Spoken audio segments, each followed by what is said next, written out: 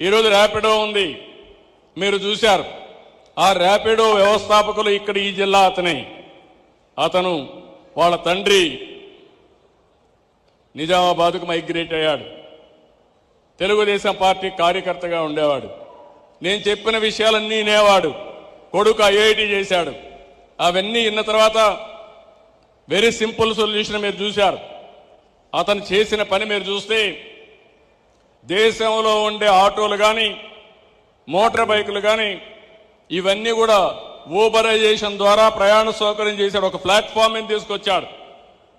ఒక పక్క వెహికల్ ఓనర్ని, ఆ వెహికల్ ఆపరేట్ చేసే రైడర్ని, ఇంకో పక్క యూజర్ని, ఇద్దరిని పెట్టాడు. టైం పెట్టాడు, రేటింగ్ పెట్టాడు.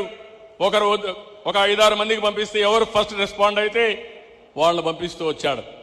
ఈరోజు one of the best company. Idea great కాదు, కానీ ఆలోచించిన విధానం గ్రేట్. ఇంతవరకు చాలా మంది ఊహించుండరు.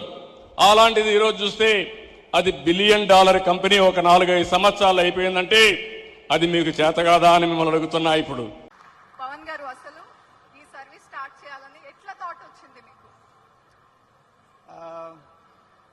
దానికంటే ముందు చాలా ఏళ్ళ కిందట, అంటే ఈ ఎలక్షన్స్ కి ముందు చాలా ఏళ్ళ కిందట ఒకసారి నేను మన గౌరవులైన శ్రీ చంద్రబాబు గారిని కలిసినప్పుడు ఆయన ఒక మాట చెప్పాడు. తను ఎప్పుడు ఆలోచించేది ఎప్పుడు తెలుగు వాళ్ళని ప్రపంచం మ్యాప్ మీద ఎలా పెట్టాలి అని. ఆ మాట విన్నప్పుడు ఈవెన్ ఐ థాట్, ఆయన అలా ఆలోచిస్తుంటే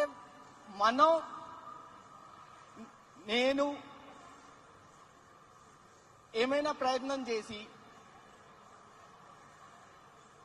తెలుగు వారి పేరు మొత్తం భారతదేశం మొత్తం ఎట్లా వ్యాపించేటట్టు చేయొచ్చని మొదలు పెట్టాము 2015లో. ఈరోజు ర్యాపిడో భారతదేశంలో 100 cities పైగా మేము వ్యాపించున్నాము. Let's give a big hand. 100 cities it has expanded to. ప్రతిరోజు 22 లక్షల రైళ్లు ప్రతిరోజు. అందులో 30% అమ్మాయిలు వాడతారు.